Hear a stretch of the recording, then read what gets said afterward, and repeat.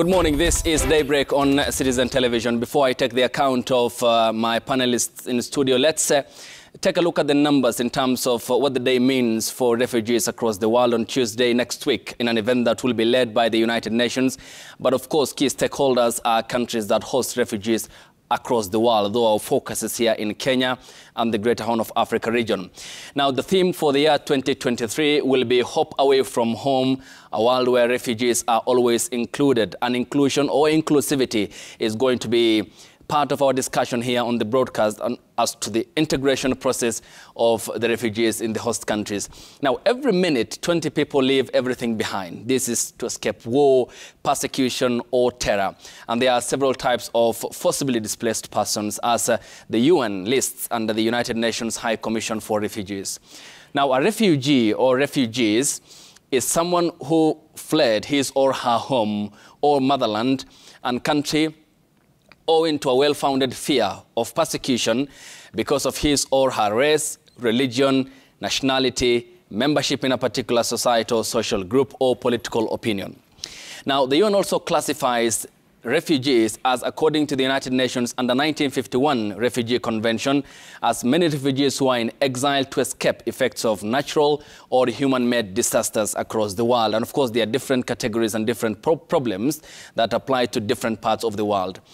Asylum seekers is how it's defined by the United Nations, and these are refugees who have fled their homes as refugees do, but their claim to refugee status is not yet definitively evaluated in the country to which they fled to. For example, if he or her comes to Kenya as an asylum seeker, therefore he falls under that category. Now, it goes on to say that refugees are in exile to escape effects of natural disaster, human-made disasters as well. This is a repetition from the other, I beg your pardon. And the other cluster is of internally displaced persons, who are people, according to the UN, who have not crossed an international border but have moved to a different region than the one they call home within their own country. Therefore, they have to have certain definition, and the UN therefore categorizes as such. Stateless person is again another cluster of the UN, and it says these are people who do not have a recognized nationality and do not belong to any country. And in terms of reaching out to these persons, it goes on to say that their lack of identification, a citizenship certificate, can exclude them from access to important government services, including healthcare, education, and employment. Inclusion or integration is a very key component here. And then we have returnees as another cluster or component.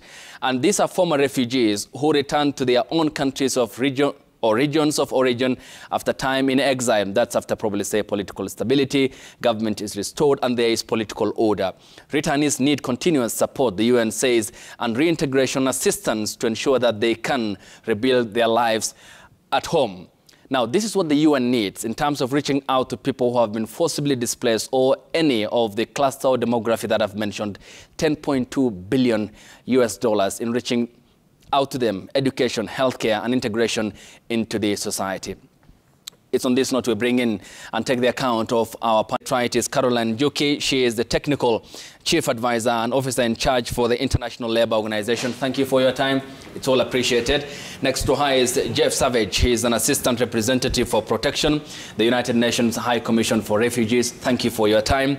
Lauren Landis is the country director, World Food Program. Food is important because these people have to be reached out to. And on my far right is John Burugu, who is Commissioner for Refugee Affairs here in Kenya. Gentlemen and ladies, the panel is properly balanced in terms of gender, and your time is all appreciated. Good morning. Morning. May I begin with you first, Jeff, as an assistant protection officer at the UNHCR, which is the agency that is more or less tackles issues in regards to refugees. Ahead of Tuesday next week, we are talking about millions of people across the world, but give us the picture of how the situation is here in Kenya. Well, actually, in Kenya, Kenya has been hosting refugees for decades, 30, 40 years at least. We have, at the moment, about 612,000 registered refugees. There are still more that have come that have not yet been registered, and we're working with the government, and the Department of Refugee Services is responsible for registering and issuing documentation and undertaking refugee status determination for asylum seekers. We have camps in Dadaab in Garissa County, as well as in Kakuma and Kalabay in Turkana County. Each of those has about 250,000 or so refugees, plus 95,000 or so living in Nairobi and other urban areas. Okay. Caroline, coming to you. As a representative of the international organization, I mean, talk to me about the exact categorization, because here you have people who are moving boundaries. And Kenya is among the countries in the world that hosts a number of refugees from Somalia, the Democratic Republic of the Congo, Burundi, South Sudan. This is largely because of political instability that forcibly forces them to get out of their motherlands to seek protection here. What is the picture from the International Labour Organization's perspective of ahead of Tuesday, and the exact picture that stakeholders or policies might want to know about? Thank you so much. From where we sit as the International Labour Organization, as the UN Agency for the World of Work, and looking at the theme this year on inclusion, hope. How do people have hope from a labor market perspective? And that is a challenge that we're grappling with in the Horn of Africa, in the rest of the world, but even more so in the Horn of Africa, where for a very long time, the approach that has been taken in terms of refugee response has been a humanitarian one. And this has always been occasioned by the numbers that the region has to host. But from 2016, we do have, the world decided we need to approach refugee management differently. We need to think about how sustainably countries can host refugees and how the international community can better support. And the discussions around inclusion in the labor market really started at that point. So for us as the ILO, the angle that we approach refugee management is from inclusion in the labor market. So aspects of work, access to social protection, skills and training, that's what we are looking at, because that ultimately gives people hope and makes them feel like they are home when they're away from home.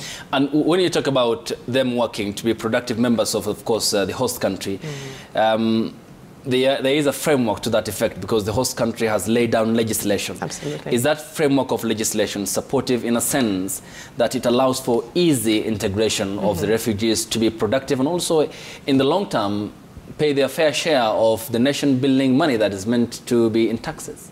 Kenya's framework right now, I would say, needs no more. We do have, we still call it a new refugee act, you know, although it's been there since 2021 now. And it's provided for socioeconomic inclusion of refugees. But at the same time, we have to look at where is Kenya at. And we are having this conversation just after the budget was read. Kenya experiences high unemployment, especially for the young people. We're still struggling with low access to social protection.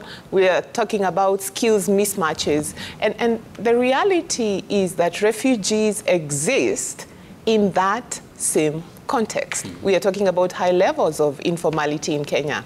So the question, because the framework provides for integration, and we're looking at how is it that refugees now as guests, if I can use that term very loosely, can be helped to have a meaningful life in the context, in that same context that Kenyans themselves experience. So how do we create more opportunities, not for refugees, but for everyone, so that refugees as well can participate in such an economy. Okay, that wholesale target of the entire populace.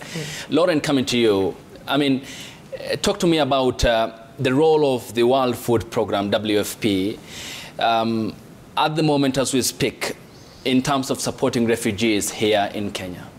Okay, so the World Food Programme, thank you very much. I'm really pleased to be here today and to be here with my UN partners, because every time there's a flow of refugees of maybe more than 3,000, we have an MOU with UNHCR that says we will provide food assistance. So globally, this is our role, to work with UNHCR and other UN partners to really respond to food needs. So the food needs in Kenya are quite substantial. As Jeff has said, we have about 250,000 in each camp. So not only does the World Food Program these days provide cereals and oil and pulses, but we also provide cash. And this 450 shillings per person per month is really important because this allows those refugees not only the choice to select the foods that they'd like to eat, so providing them with dignity, it also provides a tremendous impact to the local economy. That means that they can buy locally produced fruit, milk, vegetables, and really can have a huge impact. And just if I might, in those same counties where the World Food Program is providing assistance to refugees, we're also providing tremendous amount of drought assistance to about 1 million Kenyans. So again, it's the same idea that it's not just the refugees, but working both together with Kenyans. And also, not only are we just providing that emergency assistance, but we're also providing assistance to both Kenyans and to refugees, longer-term assistance to smallholder farmers so that we can increase the productivity of both populations and increase the diversity of their diets. We have good examples, for example, in the Kalobey settlements, where we've been able to make joint community farms to improve the food security and the nutrition, the nutritious foods that are produced for both populations. Okay, we'll extensively talk about the integration needed and of course that in the context of the Refugee Act of 2021, the inclusion of refugees into national systems here in Kenya, and whether that goodwill will lead to even more robust refugees and host communities integration, and of course the sort of symbiotic relationship. John Borogo, as a Commissioner for Refugee Affairs, Kenya is known for its hospitality in opening its gates to people who are fleeing persecution, political instability, and even drought in some parts of Greater Horn of Africa region. I mean, to what extent is more needed as a supportive measure and mechanism for these refugees from the Kenyan government's end for the numbers that keep on streaming into the Kenyan border? It's true that Kenya has hosted refugees for over three decades now, generously receiving and hosting currently over 600,000 in our two camps of Dadaab and Kakuma. The others in the urban areas. And the influx has been high, especially from 90s when the instability across the region. And lately, there has been the push by the climatic calamities. Extreme drought in Somalia that pushed the influx. And then after that, there was the rains. The flooding again that also now occasioned the displacement. So there are also environmental displacements apart from the conflicts. And for the country, it has hosted generously so, and with support of development partners. And there has also been a lot of participation by Kenya in the international protocols and conventions since the ratification of the 1951 UN Convention. There has been participation in the GRF of 2019 that brought about the domestication and therefore the enactment of the current act that we have of 2021. That is quite progressive in terms of the integration, inclusion of the refugees in socio-economic development contribution to the country. As we speak, the government has been able to provide access to education, health, water, protection of GBVs, and as well as integrating the aspect of environmental protection in the areas hosting communities. The three counties, Turkana and Garissa have included the integrated the refugee aspects in the integrated plans. As well as that is also Nairobi in their current comprehensive integrated plan, meaning that the government is cognizant of the fact that we need also to plan for the refugees. Yeah. But that is not exclusive to the host communities.